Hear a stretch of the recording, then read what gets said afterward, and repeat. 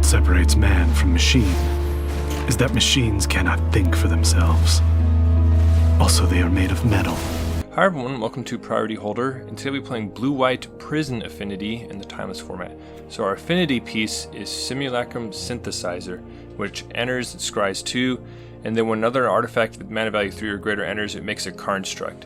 And so typically, like, Affinity decks are like really low to the ground, like a lot of Ornithopters to turn on the Mirror Enforcers to trigger a Simulacrum Synthesizer, stuff like that. We're taking it the opposite direction with like a slow controlling deck. And so the prison component we're working with is Chalice of the Void, which can lock out low mana value decks. It doesn't trigger Synthesizer, but can add to the artifact count. We're also running One Ring, which is super strong, Chrome Courier, which can dig through our deck and gain us some life, and trigger Synthesizer. But the one that like really makes it work is Perilous Snare, which is like an artifact Oblivion Ring. So allows us just to like interact more while triggering the Synthesizer. We also run some counter spells, and like the wonky mana base is due to Chrome Mox, which specifies tucking non-artifacts under it. So we need to run a lot of MDFCs to even use this. But I think the acceleration is worth it, and some Supreme Verdict in the case things go wrong, we can lock it up afterwards. So let's jump into some games. So this is a pretty reasonable hand. It's a little bit slow, like no Chrome Mox, but we have like, you know, we have lands and we have spells. Potential turn 2 Chalice, which could be pretty strong, so we have to see what the opponent does. Alright, so they're just shocking Breeding Pool and firing off a Brainstorm. Could be any number of things. We'll have to see if there's any more clues they can give us, because that'll inform whether we want to turn 1 Chalice. Alright, here comes a Chrome Mox, and they are tucking a Dark Ritual under it and then passing. So that's a pretty strong indication that we're facing Show and Tell, and Chalice is just not that great against them, Chalice on 1 specifically. So I'm just going to hold up Jwari Disruption / Mana Drain here, because, you know, they could potentially hammer us with the turn to Show and Tell. In this case, it's a Demonic Tutor, which we will happily Jwari Disruption. We don't want them like completing whatever pieces of the combo they have. And it seems pretty clear here to slam Meticulous Archive. Chrome Courier, we're just going to surveil that away. Like, it's reasonable, but it just doesn't close the game quickly against them. And we want counter spells, we want Simulacrum Synthesizer, stuff like that. So, alright, so there's the Show and Tell, and thankfully we left up the Mana Drain, otherwise things could have gotten ugly. But we do have a lot of like Witch Enchanters and Perilous Snares and stuff, but if they have Born Upon a Wind, then you're just toast. So we have some extra mana to play with. Seems pretty smart to slam the One Ring. And once again, I'm in no rush to Chalice them, because Chalice on 1 just doesn't do a whole lot against them. So what I'm instead going to do is play Seed of the Synod and slam Perilous Snare to gobble up their Chrome Mox and possibly keep them off another Show and Tell. So we're just trying to like attack their mana, slow them down, and they miss a land drop and pass to us. So that's excellent right there. So we're gonna tap the One Ring, draw another Chalice, and we want to, you know, we want to be able to progress the game at some point. So at this point, I am going to Chalice for 1 just to try and shut down Brainstorms and Thought Seizes from them. This allows us to hold up Sink into Stupor. Alright, so they're going to counter it pretty much regardless of how strong it is, because they're probably just trying to boost their mana off that Mana Drain. So we're going to let that happen. We don't care that much about Chalice, and we have a spare one. Okay, so let's see if they have any way to use that mana, and they do. They have another copy of Show and Tell. So thankfully we have Sink into Stupor, so we can just delay them a little bit more. So we're going to bounce the Show and Tell back into hand, and they miss another land drop, so that's excellent for us. And barring Spell Pierce, it seems like a shields down moment for them. Alright, so we rip another Mana Drain. So we have a Chrome Mox, but that would require, you know, sticking like a Witch Enchanter. So we're going to play Synthesizer and look at what we have. So Supreme Verdict we definitely don't want. It does basically nothing this matchup unless you're trying to blow up an Atraxa. But another Synthesizer could get the ball rolling as far as making some Karnstructs to kill them with. Now, unfortunately, if we play Chrome Mox, we're going to have to tuck either Witch Enchanter or Mana Drain. Decide to tuck the Witch Enchanter, and we just want to keep our mana progressing so that we can just eventually play so many artifacts, make a ton of Karnstructs, and just close them out as quickly as we can. Alright, so they did find another mana source, so here's a Chrome Mox. We're definitely going to let that resolve. and we'll see what they tuck. Alright, so they tuck what appears to be a spare Omniscience under there. Here comes Show and Tell. We're going to snap off that mana drain. Fall to 11, but we have some mana to play with. So I go ahead and just fire off the ring right here, but honestly I could see it being better just to play Synthesizer since we're very likely to play it this turn anyway. And the Scry 2 before the ring draw probably would have been a lot stronger. So I think that was a little sequencing misplay by me. Sink into Stupor still seems strong. So if we were like surveilled the lands away and then drew Sink into Stupor off one ring, we'd be feeling a lot better. Thinking about dropping a Chalice right here, and I realized, like, wait a second, I can actually just Chalice for 3. Now that we have double Synthesizer in play and a Construct, if we Chalice for 3, like, they're gonna have to like find like a Beseiju or something like that. So opponent fires off a Brainstorm, and they're in desperation mode right now because even if they have the next like Show and Tell, like Chalice is locking them out. So they're gonna need to find some way to get around that. Alright, so the opponent has a lot of, now that they've found their mana, they have a lot of card selection, so they're digging with Dig Through Time, and I think it's pretty much Beseiju or bust. Now, this turn takes me a little while because I'm trying to think if I can get the Karnstruct up to 18 power just to kill them right now. The problem is, because we're built around Synthesizer, and we're like a slower kind of affinity deck, we don't have like Ornithopters and stuff like that, so all of our artifacts are sort of clunky. I just want to make sure one ring doesn't kill us right now and just make another Karnstruct for good measure. So I quickly realized, alright, I can't get it all the way up to 18 power right now, so basically want to kill them next turn. So I want to hold up as much defensive power as possible.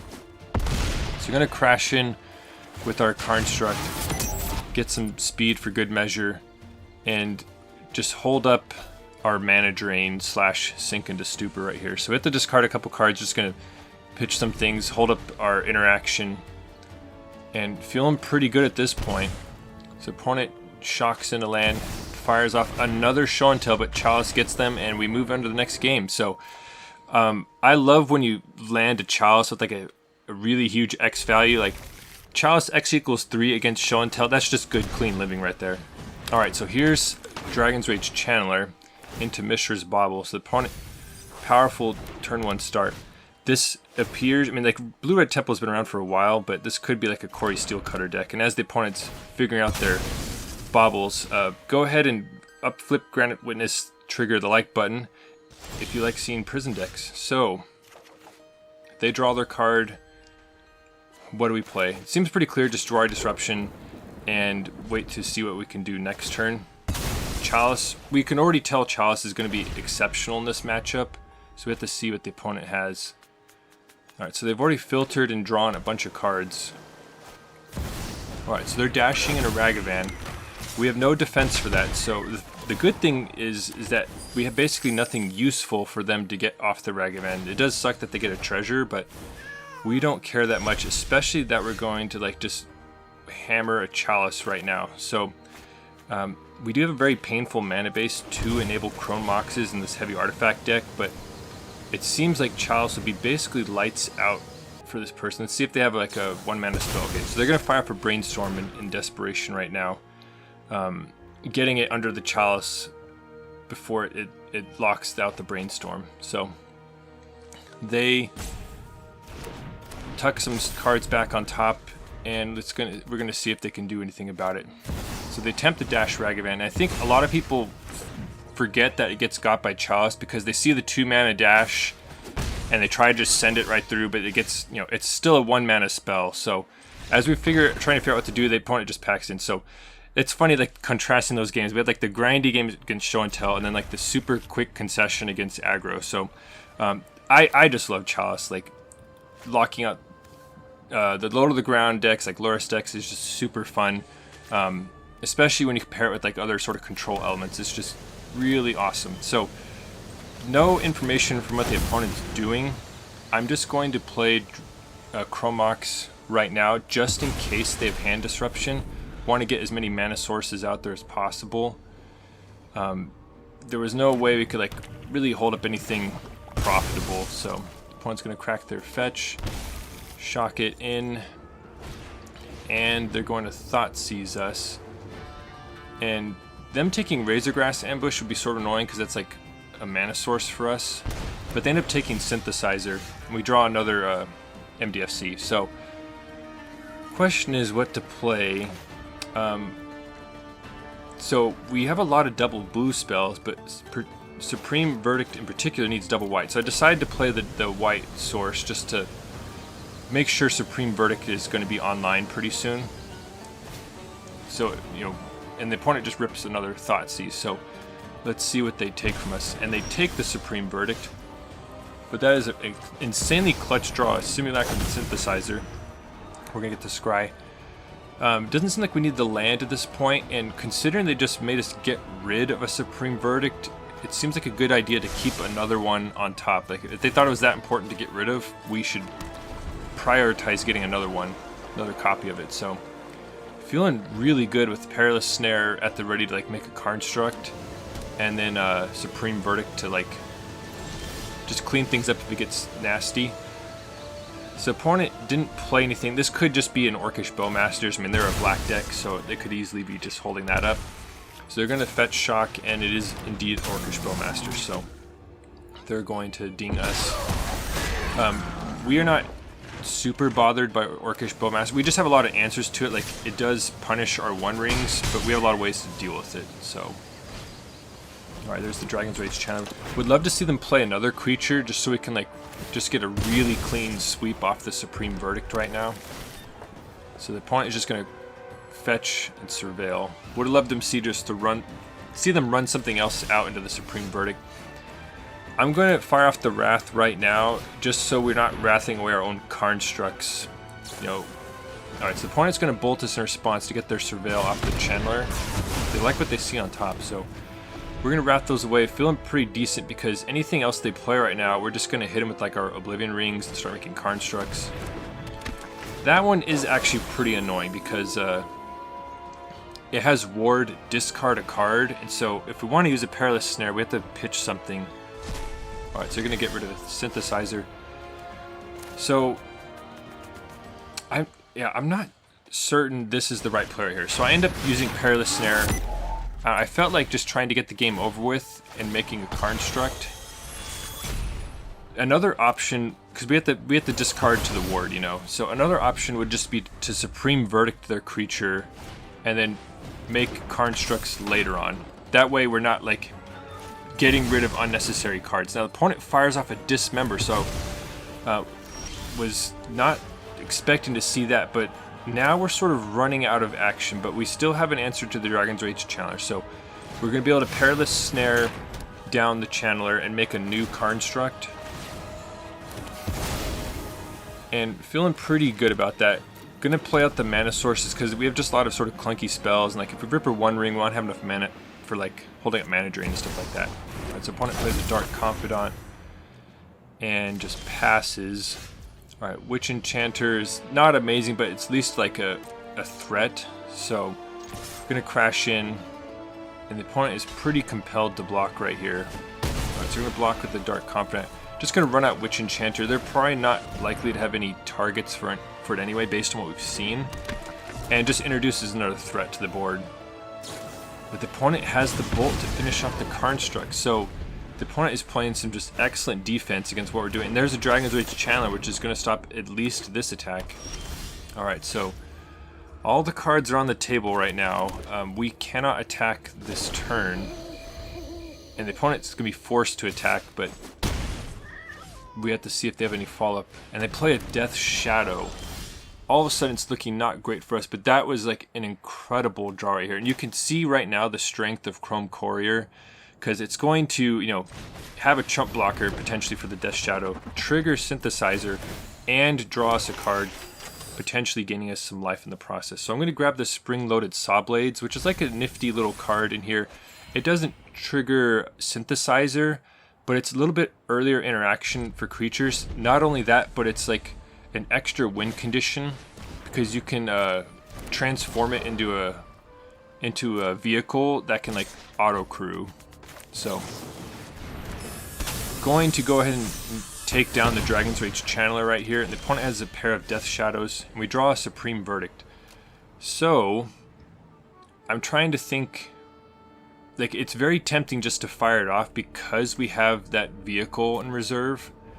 So I'm trying to think if it's the best moment though, because, you know, it's say we fire it off and the opponent rips another Death Shadow, then we're sort of in trouble again. So decide to just attack in and create, you know, you have to craft an artifact either in play or in the graveyard, and it creates a 5/5 vehicle that you can just tap a couple artifacts to crew. So I like it for the defense and offense it can play.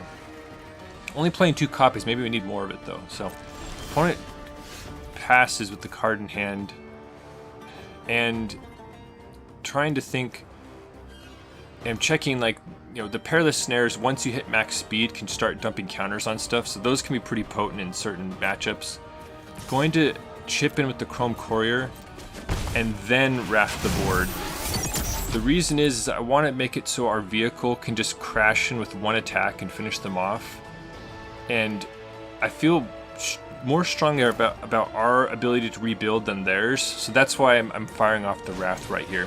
It's just going to take their Death Shadows off the board, and we still have a threat lying in wait that doesn't even need a creature to crew it. So we have to see if the opponent has anything, or at least 1 land. They're passing to us, and we draw a mana drain, so that makes it pretty dang safe at this point. So we just have to tap a couple artifacts to crew it. I'm not tapping the snares in case I want to dump counters on it later. So activate the Chariot, send in, seeing if the opponent has another answer. It's been a hard battle so far, and they happen to have a Dismember, which would take care of it, except we have the mana drain to finish them off. So awesome battle against Death Shadow right there, and right in the next game. So this hand looks pretty dang strong. We could hold up the turn 1 mana drain, though it would require tucking Supreme Verdict. I end up playing the Surveil land, but I think that is actually a mistake. If, like, it just doesn't, if I'm going to tuck, so I end up playing Chrome Mox and Supreme Verdict anyway, because I just really prioritize getting mana sources on the board against potential black decks. So given that, you know, if I was going to make this play of Chrome Moxing, tucking Supreme Verdict, should have just played Seat of the Synod to hold up mana drain just in case. You know, who knows what the opponent might play, but it seemed pretty free right there. So here's the Ocelot Pride, and now what do? We could slam like Chrome Courier. We could try and hold up mana drain in case they have, like, try and follow up with like an Ajani or something like that. End up just passing, holding off on the Chrome Courier. It can't even block the, you know, Ocelot Pride very well. Amped Raptor could get pretty nasty. I'm just going to counter that. Not to mention, like, we could use the extra mana, like with our One Ring.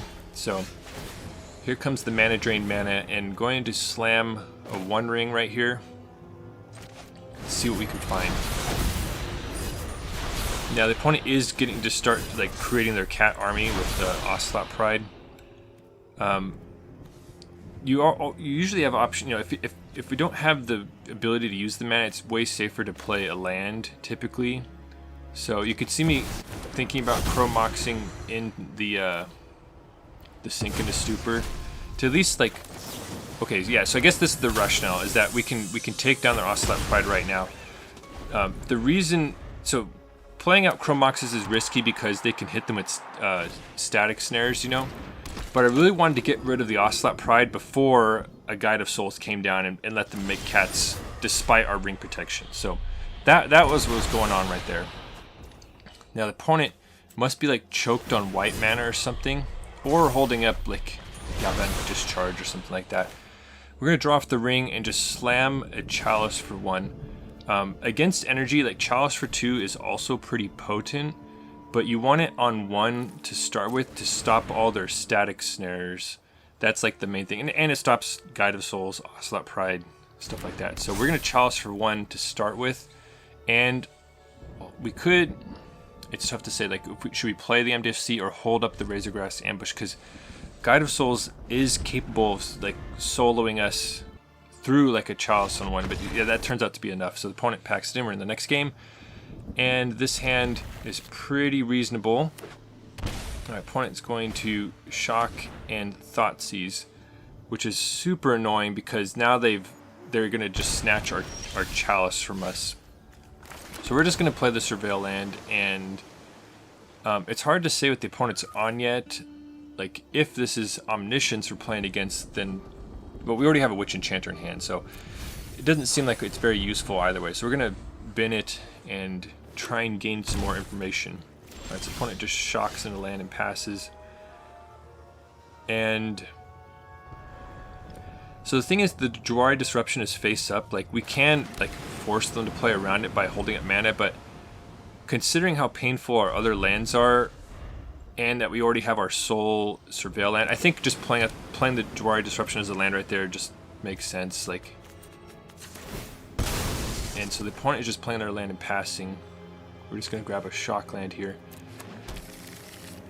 And now, so it's clear they're holding up like either Bowmasters or a counter, and I think I make a mistake right here. So this deck is sort of a weird mix of like tap out and holding up mana. Like, we have some counter spells, but most of our stuff is sorcery speed, you know, and we don't have like profitable things to do to like hold up our mana as much as some other decks do, like with Bowmasters or Dig Through Time and stuff like that. So I think I should have just slammed Synthesizer right there, even in the face of a potential mana drain. Like, we have to just keep tapping out and just making him have it. Not only that, but we have double Perilous Snare to prolong the game anyway until we find an... Even if they countered it. So you can see the opponent is just playing around our Jwari Disruption. Going to just Razorgrass Ambush down the Bowmasters because we are a one-ring deck, so we will want to draw some cards eventually. So now, what do we do? So at this point, I'm going to play the Jwari Disruption. And I think I should have done it last turn, but should definitely just be playing stuff right here because we're not really advancing our position and have sort of a clunky hand anyway. So this is the benefit of hindsight right here. But I'm seeing the game unfold, having seen the game unfold, realizing I should have just been deploying stuff and just try to get them to burn through their counters. Because right now, the opponent is just starting to go up on cards from us since they're making clue tokens. So, and I really want the Synthesizer to resolve. Like, that's sort of why I've been prioritizing it so much, because once it's in play, like, the opponent's, it's gonna be like unbeatable.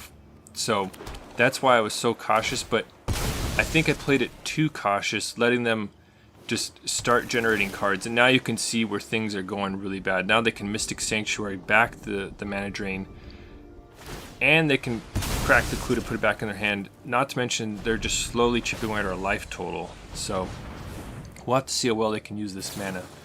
But I think I played this match poorly because it's sort of a unique style of deck, and you have to account for that.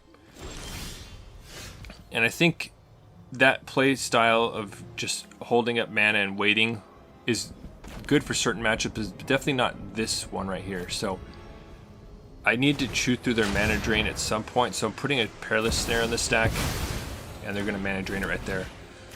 So at this point, I play the land tap. Once again, should just bolt it in and just make them just keep having infinite counters for all of our stuff. But we do have like Razorgrass Ambush up, but the opponent is just keeps applying the pressure.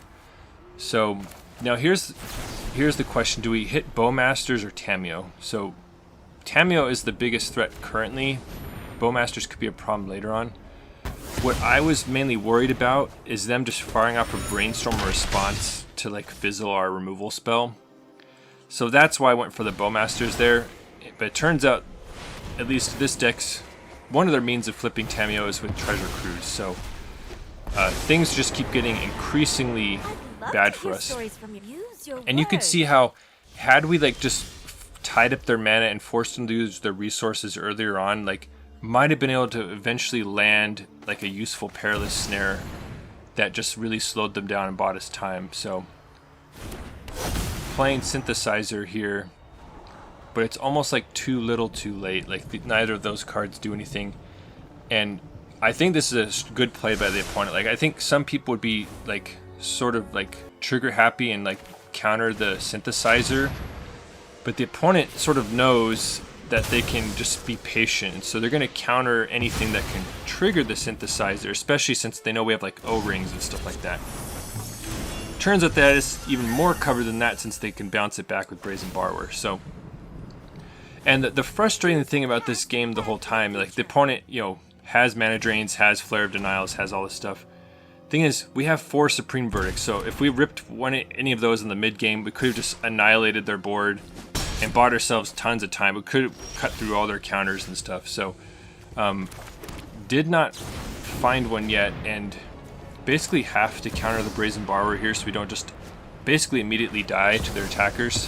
The opponent has a mana drain, so I don't think this is necessarily a bad matchup with all the Supreme Verdicts we have and our own counter spells.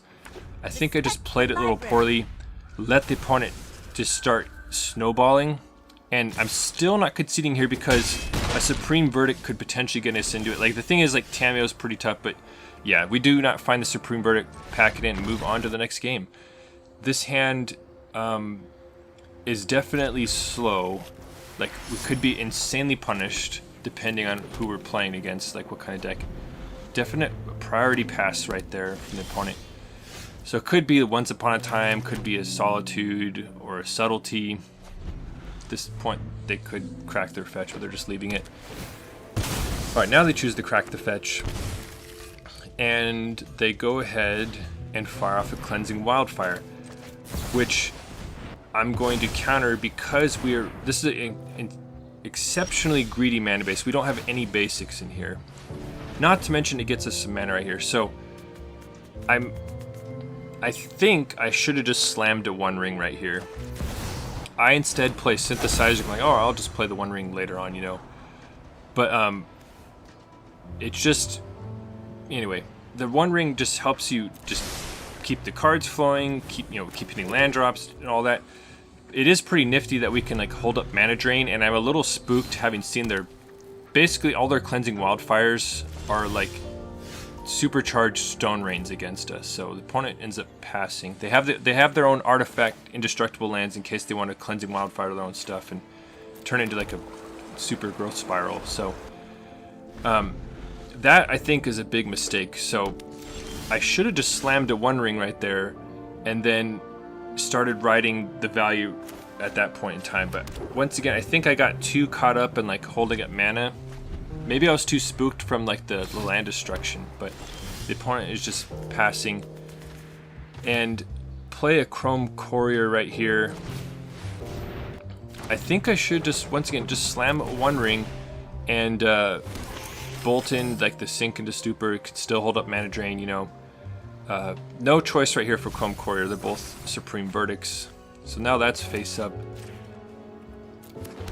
And yeah, I don't know why. I think I was just playing too clever or too cautious, but playing the One Ring I think would have been way, way better. So the opponent is going to Galvanic Discharge our Chrome Courier. We don't really care about that. They're going to bank some energy, and haven't seen a lot like what they're trying to do yet. So the opponent thinks for a second and then fires off another Cleansing Wildfire. Now, I don't want to lose any more lands, so I decide to just mana drain this. And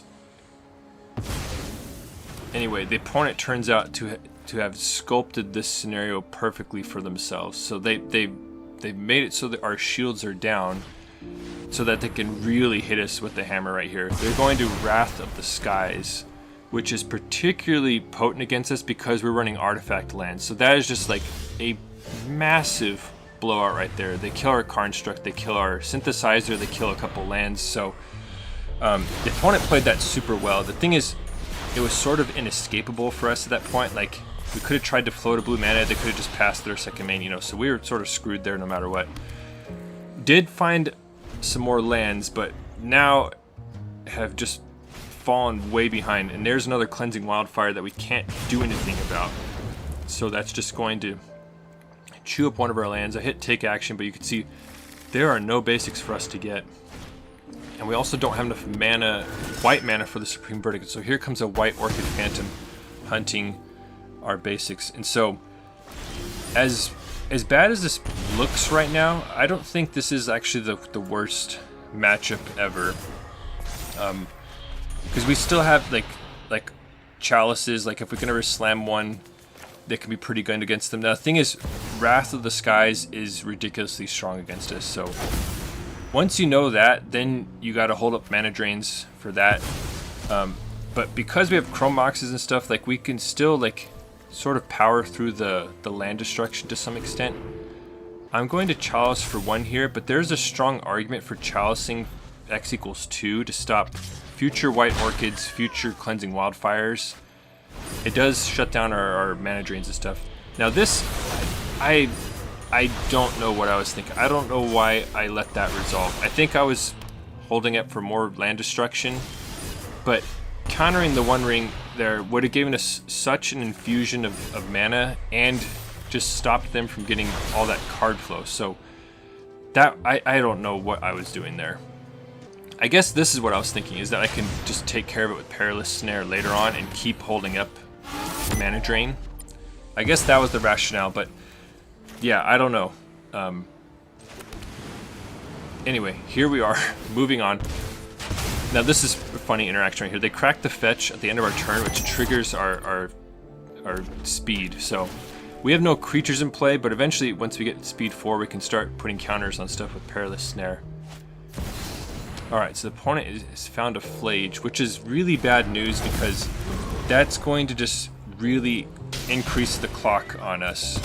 So they're going to be able to just helix us and then be able to escape Flage really shortly. Now here's another Cleansing Wildfire, which is pretty dang strong against us. And this matchup and some of the other ones that I've faced is making me wonder, should we even run the artifact lands? So I'm going to counter this Cleansing Wildfire, and as we protect our mana base, let me know in the comments, do you want to see me build one of these like basic check decks, you know, like Cleansing Wildfires, White Orchid Phantoms, stuff like that? Let me know in the comments if you're interested in that. I've actually been facing more and more of these decks that like basic check you, and it makes me wonder if I shouldn't even run the artifact lands in here, because the only upside they're giving us is slightly boosting our Karnstructs, and they're bad against like Karn the Great Creator, you know, Field of Ruin, you know, Blood Moon, stuff like that. I'm gonna do a little time jump here because the opponent has basically, they've navigated this game super well. They've navigated such that we're just automatically dead here because we have 4 counters on our One Ring. They can escape Flage, send the damage upstairs, and then we just die to our One Ring. And we have no means of instant speed life gain. So I'm going to like hang around to the bitter end. Like you could see me, you know, drawing with the ring in response, but we have no instant speed life gain or way to like stifle that damage trigger. And we move on to the next game. That one is close. Like if we'd found another ring or another Chrome Courier, could have maybe hung on and turned things around. So moving on to the next game, starting off with 1 mulligan, trying to figure out what to put back. I think in the dark, Chrome Courier is okay to put back. Like you want to keep mana drains and mana sources. The thing is, like, Chrome Courier can sort of like unmulligan you by like helping you refill your hand. A little bit awkward mana situation. Going to tuck the Razorgrass Ambush and just play a land. This means we are not holding up the turn 1 mana drain, but once again, against like, there's so many griefs and thought seizes, like I really prioritize playing out the Chrome Moxes when the chance is there. That way you don't get like completely mana screwed by discard. Alright, so Mountain into Dragon's Rage Channeler. Going to just grab the Surveil land and see what's up. Chalice of the Void. So was all set to play a Synthesizer, but seeing them lead with Dragon's Rage Channeler and basic Mountain means that Chalice on 1 is going to be exceptionally strong. We'll be able to Synthesizer at our leisure later on, but this, it could and did end the game. So that's why you play it, and we're on to the next one. Now, we know Chalice is good in this matchup because it's a Lurrus deck. That hand didn't seem like enough mana sources, so mulliganing to 6. The extra Chrome Mox isn't really doing anything for us, so seems like an easy keep 6 and bottom one of the Chrome Moxes and go from there. So we have some early disruption. We have some Jwari Disruption. So the question is, so it's pretty clear, like, we can hold it up. The thing is, there's a reason to think through that, like, is because the One Ring, like, you know, want to make sure you're tucking the right things under and having enough mana sources. So let's see what the opponent plays. They crack their fetch, grab basic planes. Using the Mirage planes, they have good taste. And they know to attack our mana. They're going to attempt to static prison our Chrome Mox. We're going to Jwari Disruption that, protect our mana source. That would have been really bad for us had that worked. Perilous Snare is good, but would much rather find a mana source for the One Ring, so going to just bottom that. Like, if they play in the Johnny, then, like, I don't know. They have a 3 mana removal for all their lean threats isn't quite what you want. Like, you want Supreme Verdict, stuff like that. Alright, opponent's passing with 2 mana up. We miss a land drop, which is unfortunate, and the opponent is going to flash an Ophelia on our end step. Now this is a must answer threat right here. The reason is that it can flicker either of our permanents, and them flickering our Chrome Mox would be very devastating. Shut down our mana even more than it would be right now. So gonna counter the Ophelia, and that gives us some mana drain mana to play a One Ring later on. So it's just very good to counter Ophelia right there. Alright, here comes Guide of Souls into a Johnny, which is a super strong pairing. It's going to gain them some life and some energy, and already things could be getting nasty for us. So here's the point where we're going to play One Ring, and we just really want to find a Supreme Verdict right here. They've already started flooding the board. Alright, so the question is it worth bolting in Sink into Stupor to hold up Jwari Disruption? And I think it's early enough in the game where it's still worth holding like this Force Spike up, not to mention Spring-Loaded Sawblades. So we have options for both of those. So you want to be careful about trying to Sawblades down the Ajani, like when they have mana up to like kill their own cat token response. You know, so you have to be wary of that. Like, there's a lightning bolt there, so they could, in theory, bolt the cat in response to us trying to move Ajani. You know, so they're gonna crack their fetch. And I'm really hoping they can play something we can counter, and they play a Goblin Bombardment, which would be really annoying to deal with. It would unlock their Ajani right away, so very happily Jwari Disruptioning the Bombardment, and there's the Supreme Verdict. So feeling really good right now, and we draw another one for good measure. So I'm going to just snap off the Supreme Verdict before they can induce an Ajani flip, and just play our land and move on with our lives. And as we wait for the opponent to figure out something to do right here, I'll go ahead and link a red-white deck of my own right here. So they're going to crack their fetch. They're just going to surveil. This looks like a put Lurrus into hand kind of turn, you know. They have like a juiced graveyard, and we really want to like snipe Lurrus plus whatever they rebuy with our next Supreme Verdict. So here comes Amulet, getting some value, and Lurrus goes to hand. Okay, so One Ring is eating us alive. That's okay. We have life gain and extra copies of the One Ring. So trying to figure out what to do. The lengths we go to play Chrome Mox in here means that our mana base is like exceptionally painful. You know, we have so many bolt lands and stuff like that. So like there is a pretty steep cost, but you can see like the Jwari Disruptions and like Razorgrass Ambushes, stuff like that. Sink into Stupor, like all of them have actually played roles in these games as spells, you know, so like that is the upside of doing that. Because we're at such a low life total, I'm actually not going to Chalice right now. Like we're sitting pretty with like double Supreme Verdict and Ring Protection, so like it seems like the juiciest thing for the opponent to do is Lurrus and replay Ajani, which means we just have like a clean answer with Supreme Verdict. They could get fancy and like play Goblin Bombardment, you know, but Ajani seems like the most straightforward thing to do. Yeah, so they played exactly like how we thought they would, which means that now we can really tighten like the vice grip on them. So we can just rip a Supreme Verdict, slam a Chalice, and basically start shutting things down. Mana Drain is super nice right there because that gives us even more options. So, and once again, have to be careful with our life total. Make sure you always are looking for the next Chrome Courier to gain some life, or the next copy of the One Ring to reset the counters.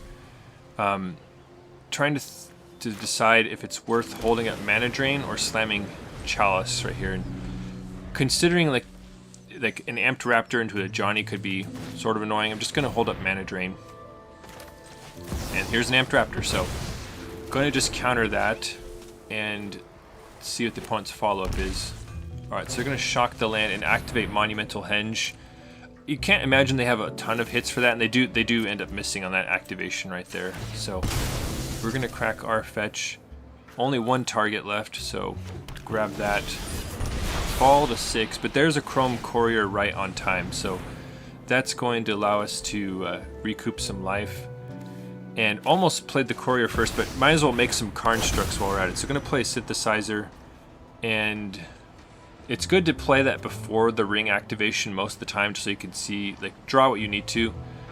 Witch Enchanter is somewhat a consideration to blow up their amulet, but realistically we just want more Chrome Couriers and stuff just to rebuild our life total.